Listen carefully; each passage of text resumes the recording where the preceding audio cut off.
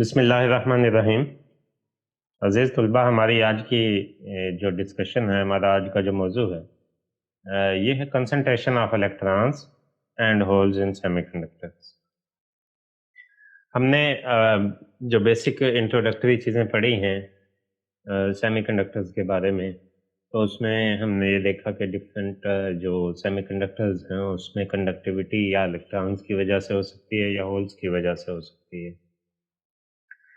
इसी को लेके जो है हमने मोबिलिटी के बारे में भी डिस्कस किया और कंडक्टिविटी के बारे में भी डिस्कस किया कि सेमीकंडक्टर्स की मोबिलिटी और उनकी जो कंडक्टिविटी है वो उनकी कंसंट्रेशन पे डिपेंड करती है।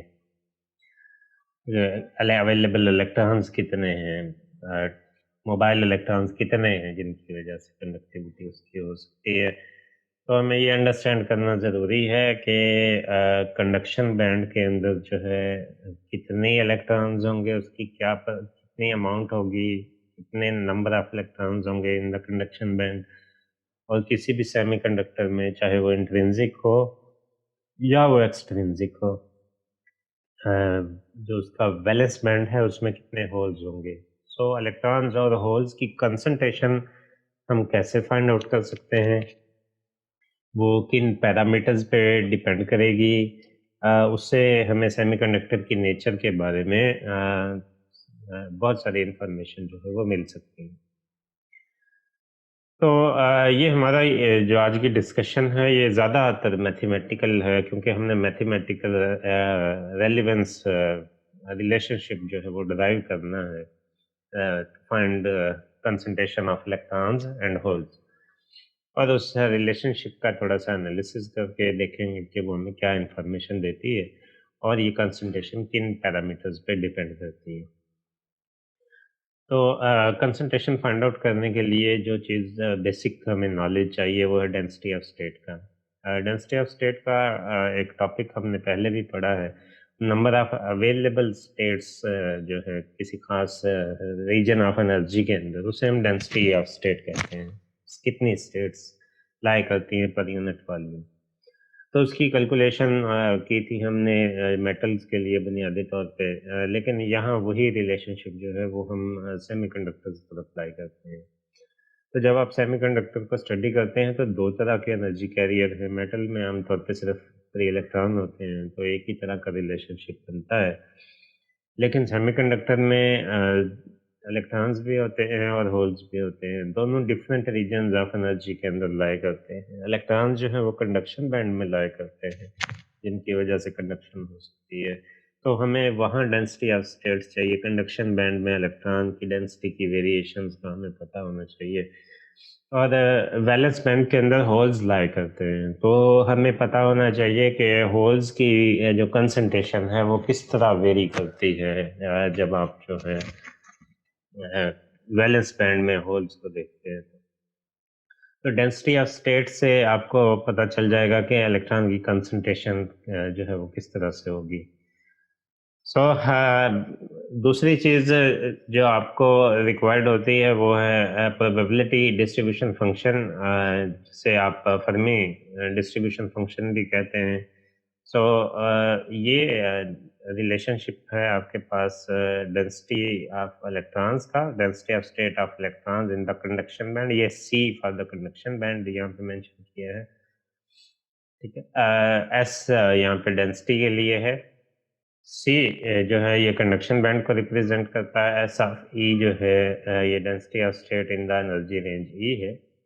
तो इसका रिलेशनशिप जो हमने प्रीवियसली रिलेशन डिराइव किया था डेंसिटी ऑफ स्टेट के लिए, जो हमारा फ्री इलेक्ट्रॉन थ्योरी का चैप्टर था उसमें मेटल के लिए किया था, बेसिकली उसी से डायरेक्ट हमने ये जो है रिलेशनशिप लिखा है। सो इसमें ये आपके पास कुछ कांस्टेंट्स हैं, 8 square root 2 pi M N steric. ये इलेक्ट्रॉन्स की इफेक्टिव मास है इन द बैंड, पावर 3/2। और ये ई माइनस ई सी। अब जो इलेक्ट्रॉन जो है वो कंडक्शन बैंड में होता है, तो उस ई सी जो है bottom of the conduction band की वैल्यू है। तो जो इलेक्ट्रॉन कंडक्शन बैंड में लाई करता है उसकी एनर्जी जो है वो ई सी से ज़्यादा होती है, इसलिए इसमें ये ई माइनस ई सी जो है वो एनर्जी डिफरेंस बताएगा कि bottom of the conduction band से कितनी ज़्यादा एनर्जी जो है वो इलेक्ट्रॉन्स रखते हैं, या एनर्जी रेंज जो है वो डिफाइन करें, क्योंकि ई से शुरू होगी और ई कोई भी आर्बिट्रेरी वैल्यू हो सकती है कंडक्शन बैंड के अंदर। इसी तरह जब आप होल्स की बात करेंगे तो आपने होल्स को चूंकि आपने वैलेंस बैंड में देखना है, तो ये वी आपने सबस्क्रिप्ट यूज किया, S of E is equal to 8 scale 2 pi, ये effective mass of hole M P steric 3/2 and E V minus E square root over H cut cube, ठीक है, पर यूनिट वॉल्यूम।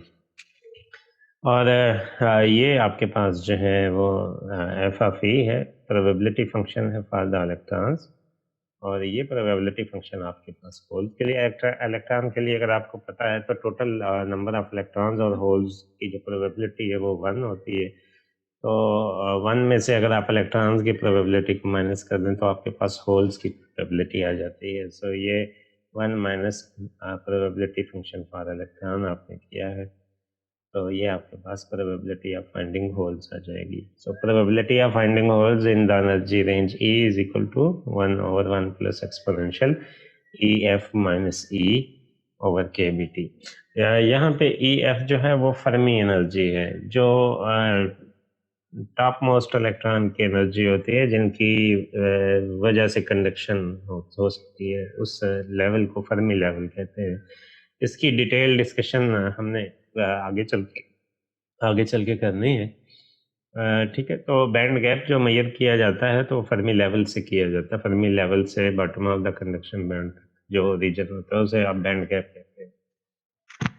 सो हाँ, ये 3 चीज़ें अगर आपके पास हों तो कंसंट्रेशन आप निकाल सकते हैं, जैसे कि हमने मेटल्स के लिए कैलकुलेट किया था। ये बैंड के अंदर जो है वो डेंसिटी ऑफ स्टेट की वेरिएशन है, ऊपर कंडक्शन बैंड में आपके पास जो है वो इलेक्ट्रॉन्स की डेंसिटी ऑफ स्टेट की वेरिएशन जो है वो एक्सपोनेंशियल वेरिएशन आपको नज़र आ रही है, और ये आपको जो है वो वैलेंस बैंड के अंदर density of state of holes की वेरिएशन नज़र आ रही है। तो ज़्यादा होल्स आमतौर पर जो है वो top of the valence band के करीब होती हैं, और नंबर ऑफ स्टेट्स ज़्यादा होंगी कंडक्शन बैंड में इलेक्ट्रॉन की, जैसे जैसे ये ई माइनस ई सी से आप दूर जाएंगे तो ज़्यादा रीजन ऑफ द बैंड जो है वो आपके पास आएगा, और जितना ज़्यादा रीजन आप कंसिडर करेंगे उसमें उतने ज़्यादा स्टेट्स आएंगे, ठीक है। सो ये डेंसिटी ऑफ स्टेट्स की ग्राफिकल रिप्रेजेंटेशन है कंडक्शन और वैलेंस बैंड के अंदर, और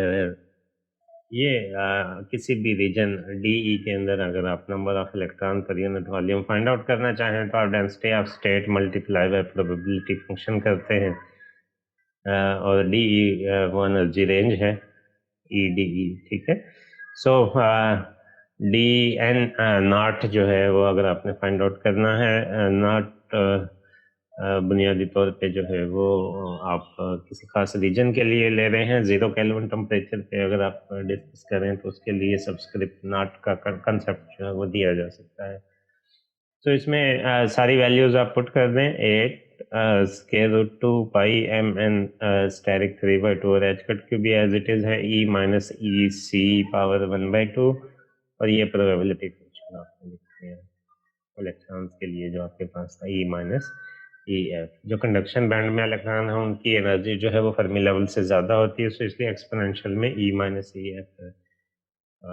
होल्स के केस में ये सिचुएशन रिवर्स हो जाएगी, क्योंकि होल्स की एनर्जी फर्मी लेवल से कम होती है।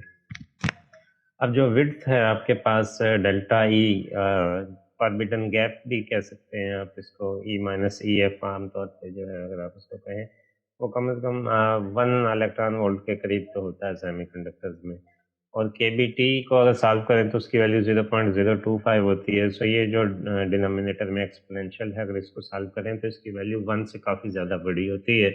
सो 1 प्लस दिस एक्सपोनेंशियल अगर लिया जाए तो उसकी वैल्यू तकरीबन इस एक्सपोनेंशियल जितनी होगी, तो इस 1 को आप इग्नोर कर सकते हैं। तो अगर आप इस 1 को इग्नोर कर देते हैं तो इसका मतलब ये होगा कि आपकी जो डिस्ट्रीब्यूशन फंक्शन है पर फर्मी डिराक स्टैटिस्टिक्स है वो मैक्सवेल बोल्ट्जमैन डिस्ट्रीब्यूशन में जो है वो चेंज हो जाती है, क्योंकि बाकी का जो फार्मूला है अगर इसमें ये 1 शामिल ना हो तो मैक्सवेल बोल्ट्जमैन स्टैटिस्टिक्स का फार्मूला बन जाता है। ये आपके पास मौजूद है, ठीक है, ये अप्रोक्सीमेशन की है हमने ताकि सिंप्लीफाई करके आप आसानी से इसको सॉल्व आउट कर सके। सो डी एन नॉट, ठीक है, ओरिजिनल नंबर ऑफ इलेक्ट्रॉन्स के लिए ये आपके पास रिलेशनशिप बन जाएगा। सिर्फ आपने वन को रिमूव किया, बाकी इक्वेशन ये एज इट इज जो है वो यहाँ पे आपने मेंशन की है। सो जैसे कि मैंने बताया था कि ज़्यादा काम हमारा जो है आज की डिस्कशन में मैथमेटिकल है, तो इसको आप स्टेप बाय स्टेप जब सॉल्व करेंगे तो आपको एक एक स्टेप आसानी से समझ आ जाएगा। यहाँ पे hence the total number of electrons per unit volume in the conduction band of a semiconductor is, अगर आपने टोटल नंबर ऑफ इलेक्ट्रॉन निकालने हैं एन नॉट, तो उसके लिए आप क्या करेंगे, डी एन नॉट को आपने इंटीग्रेट कर देना है। एग्जैक्टली वही हमने किया है, डी एन नॉट को आपने इंटीग्रेट कर दिया, जो कांस्टेंट फैक्टर्स थे उनको आपने अलग से लिख लिया है। ठीक है, कांस्टेंट्स को आपने अलग से लिख लिया है। आपने कंडक्शन बैंड पे इंटीग्रेट करना है। Bottom of the conduction band E C से शुरू करेंगे और top of the conduction band तक जाएंगे। आमतौर पे लास्ट बैंड को चूंकि हम कंडक्शन बैंड कहते हैं तो इन्फिनिटी तक जो है वो हमने लिमिट ली है। सो ई minus E C power square root ये एज इट इज आ गया है। और डिनोमिनेटर में जो चीज़ें थी उनको आपने सेपरेट किया था, वो एक्सपोनेंशियल दिस और दिस, इनको अगर इकट्ठा कर दें तो ये डिनोमिनेटर वाली वैल्यू बनती है। ठीक है, सो ई F over K B T, चूंकि ये एक्सपोनेंशियल कांस्टेंट है तो इसको हमने इंटीग्रल से बाहर ले लिया है। ये वेरिएबल है तो इसको एज इट इज आपने यही लिखा है। सो एन नॉट की वैल्यू जो है उसे आप फाइंड आउट करें, तो आपने यहाँ पे थोड़ा सा मैथमेटिकल वर्क किया है। वन को आप लिख सकते हैं exponential E C minus E C over K B T, something power zero चूंकि वन के बराबर होती है और बेसिस इक्वल हो तो पावर जेड हो जाती है, तो हमने उसी रिलेशनशिप को यूज किया, पावर्स को सेपरेट कर दिया। सो आप इसमें वन कहीं पे भी हो सकता है, उसकी जगह एक्सपोनेंशियल ए सी over K B T exponential minus ए सी over K B T put कर दिया। सो जो एक्सपोनेंशियल माइनस सी और के बी टी था वो ये आ गया आपके पास, और जो ई सी और के बी टी था प्लस साइन के साथ वो ये आ गया।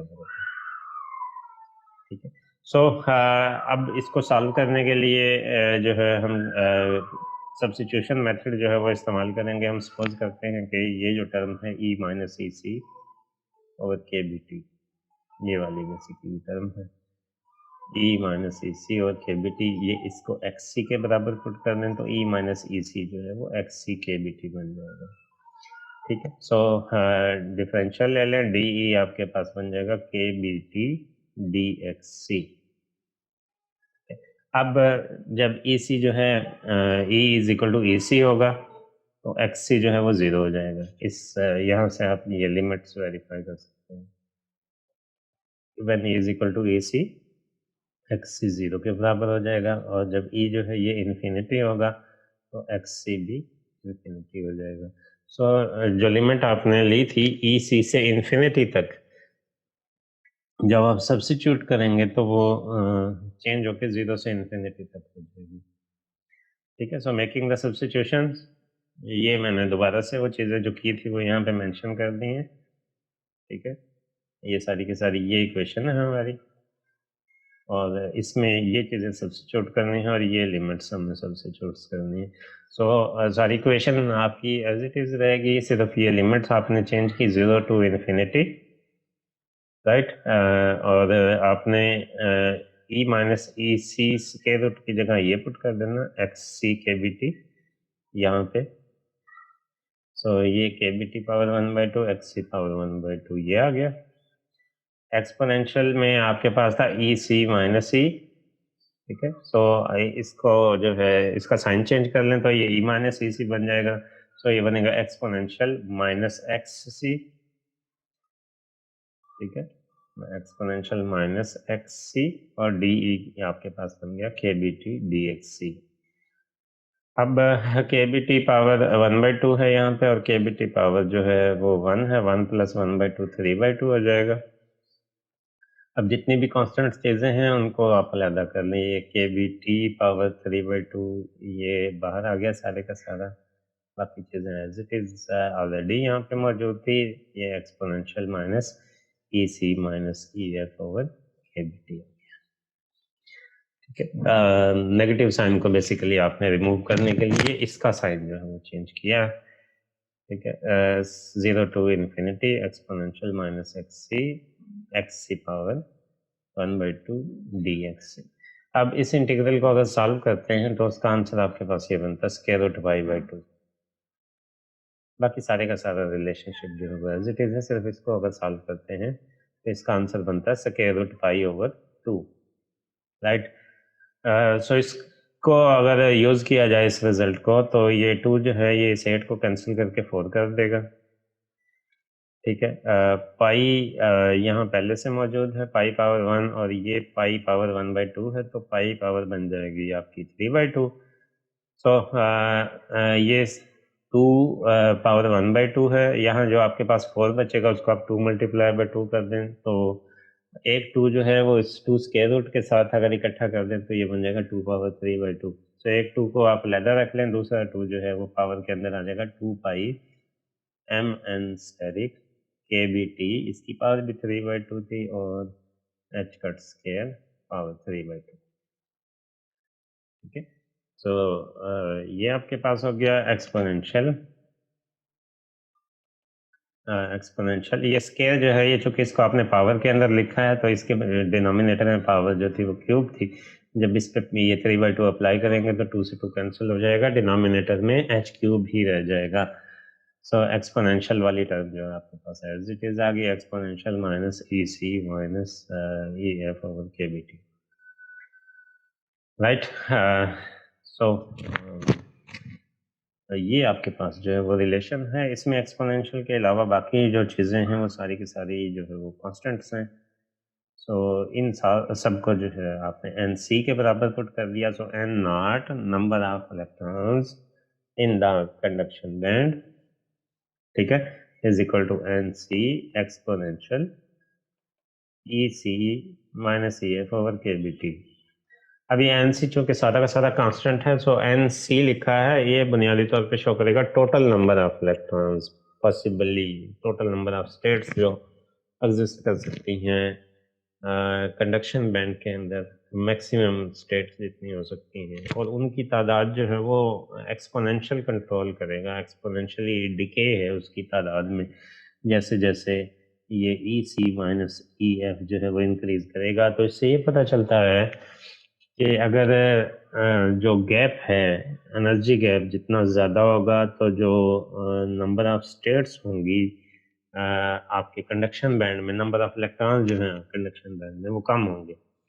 दूसरी चीज़ टेम्परेचर पे स्ट्रांगली डिपेंडेंस है। टेम्परेचर डिनोमिनेटर में है और नेगेटिव साइन है एक्सपोनेंशियल का, तो इसका इनवर्स इफेक्ट होगा। तो जितना टेम्परेचर बढ़ाएंगे उतनी ज़्यादा आपके पास जो है वो एक्सपोनेंशियल की वैल्यू जो है वो छोटी होती जाएगी और आपके पास जो है वो नंबर ऑफ इलेक्ट्रॉन जो हैं वो उतने ज़्यादा बढ़ते जाएंगे। तो ये हमारी बेसिक डिस्कशन है कि टेम्परेचर पे स्ट्रांग डिपेंडेंस है, बैंड गैप के ऊपर डिपेंडेंस है, नंबर ऑफ इलेक्ट्रॉनिक स्टेट्स की जो कि कंडक्शन बैंड में लाई करते हैं, या कंसंट्रेशन ऑफ इलेक्ट्रॉन जो है वो बैंड गैप के ऊपर डिपेंड करती है। बैंड गैप EF से लेके EC तक का जो रीजन है वो बैंड गैप होता है। ठीक है, सो जितना बैंड गैप ज़्यादा होगा उतने ही, या बैंड गैप एक मटेरियल का तो वेरी नहीं कर सकता, डिफरेंट मटेरियल का जब कंपैरिजन करेंगे तो तब बैंड गैप देखते हैं। एक ही मटेरियल हो तो फिर आप टेम्परेचर के साथ उसकी वेरिएशंस को देखेंगे। टेम्परेचर जितना ज़्यादा होगा, number of electrons, concentration of electron उतनी ज़्यादा होगी कंडक्शन बैंड। तो ये बुनियादी हमारी पहली डिस्कशन थी about the concentration of electrons in the conduction band. बिल्कुल इसी पैटर्न पे इन्हीं रीजनिंग को यूज करके, इसी तरह की कैलकुलेशन करके आप कंसंट्रेशन ऑफ होल्स भी फाइंड आउट कर सकते हैं। तो concentration of holes find out करने के लिए सिर्फ सिंबल्स चेंज होंगे, क्योंकि होल्स को आप जो है वो P से रिप्रेजेंट करेंगे, वहाँ इलेक्ट्रॉन को आपने N से रिप्रेजेंट किया था, N0 लिखा था, तो यहाँ आप P0 यूज कर रहे हैं सिंबल उसके लिए। ठीक है, P0 इज इक्वल टू ये उसका प्रोबेबिलिटी फंक्शन है और ये उसकी डेंसिटी ऑफ स्टेट्स हैं होल्स की इन द वैलेंस बैंड। बस ये बात ध्यान में रखें कि जब होल्स की बात करेंगे तो वैलेंस बैंड में देखेंगे उसे, और ये उसकी जो है वो एनर्जी की रेंज है। एग्जैक्टली उसी तरह का रिलेशनशिप है 8 square root 2 pi M P asterisk power 3/2 h cut cube multiply by, ये इसमें देखें ये किया ई वी माइनस ई। अब E V top of the valence band की एनर्जी है, और होल की एनर्जी हमेशा चूंकि वैलेंस बैंड के अंदर लाई करता है तो ई वी से हमेशा कम ही होती है, इसलिए ये जो डिफरेंस है ये ई वी माइनस ई लिखा जाता है, E V minus E power 1/2 over 1 plus exponential E F minus E over K B T. Again ये भी ई बी जो है ये फर्मी लेवल से नीचे होता है, तो फर्मी लेवल्स के नीचे जो है वो देखेंगे गैप जब देखा जाएगा होल्स के लिए और केबिटी। यहाँ पे भी उसी तरह की अप्रोक्सीमेशन यूज करनी है। ई एफ माइनस ई सफिशेंटली बड़ा है, केबीटी भी बड़ा है, तो वन को आप जो है वो बिल्कुल उसी तरह इग्नोर कर सकते हैं प्रीवियसली जैसे किया था। उसी तरह आपने जो है ये आइडेंटिटी इंट्रोड्यूस करवानी है एग्जैक्टली जैसे पहले की थी, और फाइनली आपने पी नॉट फाइंड करने के लिए for the hole range of the valence band इसको इंटीग्रेट कर देंगे। और वैलेंस बैंड जो है उसमें चूंकि आपको रेंज का नहीं पता, तो उसको आप माइनस इन्फिनिटी से शुरू करके top of the valence band तक की लिमिट लगाएंगे। सो ये पी नॉट की वैल्यू होगी, ये सारे कांस्टेंट्स थे जो आपने इंटीग्रल से बाहर ले लिए, minus infinity to E V minus E power 1/2 exponential this E minus E V over K B T. अब अगेन इस इंटीग्रल को बिल्कुल उसी तरह सब्स्टिट्यूशन मेथड के जरिए आपने सॉल्व करना है। सो सब्स्टिट्यूशन मेथड में जो है आपने एक्स वी जो है इसको लिया है ई वी माइनस ई, और के बी टी को आपने एक्स वी के बराबर पुट कर दिया, तो ई वी माइनस ई जो है वो X V K B T के बराबर आ गया। ठीक है, और D E minus K B T D X V के बराबर आ गया, ये के बी टी है डी एक्स वी के बराबर आ गया। इसी तरह आप लिमिट्स को सॉल्व करेंगे, when E is equal to minus infinity X V जो है ये इन्फिनिटी के बराबर आ जाएगा। इस रिलेशनशिप से ये रिजल्ट आपको मिल जाएगा, when E is equal to minus infinity X जो है ये इन्फिनिटी आ जाएगा, और जब E is equal to E V होगा तो E V minus E V zero आ जाएगा, तो एक्स वी जो है वो जीरो के बराबर आ जाएगा। सो ये इंटीग्रल होगा इन्फिनिटी टू जीरो। ठीक है, इन्फिनिटी टू जीरो में चेंज हो जाएगा। बाकी आपने ये जो सब्स्टिट्यूशंस करनी है, ये जो हमने तीन इक्वेशंस लिखे हैं इनके जरिए ये सब्स्टिट्यूशन करनी है, और इस रिलेशनशिप से आपने जो है वो लिमिट्स चेंज कर देनी है। ये बिल्कुल उस तरह जिस तरह हमने इलेक्ट्रॉन के लिए किया था, सिर्फ सिंबल्स चेंज हुए हैं, जहाँ जहाँ इलेक्ट्रॉन से रिलेटेड पैरामीटर थे वहाँ वहाँ पे होल से रिलेटेड पैरामीटर आ गए। अगेन उसी तरह सॉल्व करेंगे, उसी तरह इसका रिजल्ट जो है वो स्क्वायर रूट पाई ओवर 2 के बराबर आ जाएगा। बिल्कुल वही सिंप्लीफिकेशंस हैं, सिर्फ कांस्टेंट्स में आपको होल से रिलेटेड कांस्टेंट्स जो है वो नजर आएंगे। So you get P naught is equal to N V, ये सारे कांस्टेंट्स को आपने एन वी के बराबर लिख दिया, 2 इंटू दिस होल पावर 3/2, इसको एन वी के बराबर लिख दिया, exponential minus E F minus E V over K B T. ठीक है, सो पी नॉट जो है आपके रिक्वायर्ड नंबर ऑफ होल हैं per unit volume in the valence band of a semiconductor with बेशक ये अप्लाई किया जा सकता है रिलेशन, चाहे जो है वो प्योर सेमीकंडक्टर हो चाहे डोप सेमीकंडक्टर हो, दोनों पे होल्स का जो रिलेशनशिप है वो भी अप्लाई किया जा सकता है, और दोनों केसेस में जो electron in the conduction band है उसका रिलेशनशिप भी एज इट इज अप्लाई किया जा सकता है। सो फाइनली हम अपने रिजल्ट को समराइज करते हैं। दोनों जो केसेस हैं आपके पास इलेक्ट्रॉन की कंसंट्रेशन है या होल्स की कंसंट्रेशन है वो टेम्परेचर डिपेंडेंट है, जैसे कि हमने देखा। ठीक है, उस रिलेशनशिप में वो टी पावर 3/2 पे डिपेंड करती है, और एक्सपोनेंशियल वाली टर्म है वो भी टेम्परेचर पे डिपेंड करती है। ठीक है, तो कांस्टेंट के अंदर 3/2 है, टी पावर 3/2 है, और दूसरा एक्सपोनेंशियल वाली टर्म है जो एक्सपोनेंशियल वाली जो टर्म है वो भी टेम्परेचर पे डिपेंड करती है। तो स्ट्रॉन्ग टेम्परेचर डिपेंडेंस है, टेम्परेचर के बढ़ने से होल्स और इलेक्ट्रॉन्स की कंसंट्रेशन ज़्यादा होती है और उसकी वजह आप सारे जानते हैं, थर्मल एक्साइटेशन होती है। थर्मल एक्साइटेशन की वजह से आपको पता है कि इलेक्ट्रॉन होल पेयर जो है वो सेपरेट होते हैं और इलेक्ट्रॉन जंप करके कंडक्शन बैंड में चले जाते हैं और पीछे जो है वो होल्स जो है वो बचती हैं। ठीक है, तो ये हमारे पास इलेक्ट्रॉन्स और होल्स दोनों की कंसंट्रेशन के हवाले से रिलेशनशिप था। तो बेसिकली मैथमेटिक्स है, लेकिन इससे बहुत सारी दूसरी इंफॉर्मेशन भी एक्सपेक्ट की जा सकती है। तो डिफरेंट मटेरियल के लिए जैसे जो आपके पास नंबर ऑफ इलेक्ट्रॉन्स है वो EC माइनस EF पे डिपेंड करते हैं। जितना ये गैप ज़्यादा होगा उतनी इलेक्ट्रॉन्स की तादाद जो है वो कंडक्शन बैंड में होने की प्रोबेबिलिटी कम होती है। और इसी तरह यहाँ पे EF माइनस EV का कंसेप्ट है। So Fermi level top of the valence band से जितना ज़्यादा दूर होगा तो वैलेंस बैंड के अंदर जो है होल्स की कंसंट्रेशन उतनी कम होने की प्रोबेबिलिटी होगी। और टेम्परेचर के बढ़ने से दोनों की कंसंट्रेशन, चाहे इलेक्ट्रॉन की कंडक्शन बैंड में हो या होल्स की वैलेंस बैंड में हो, दोनों की कंसंट्रेशन जो है बढ़ेगी, ग्रो करेगी। लें जी, ये हमारी आज की डिस्कशन थी। मैं उम्मीद करता हूँ आपको इसकी समझ आई होगी। Thank you very much students for your attention.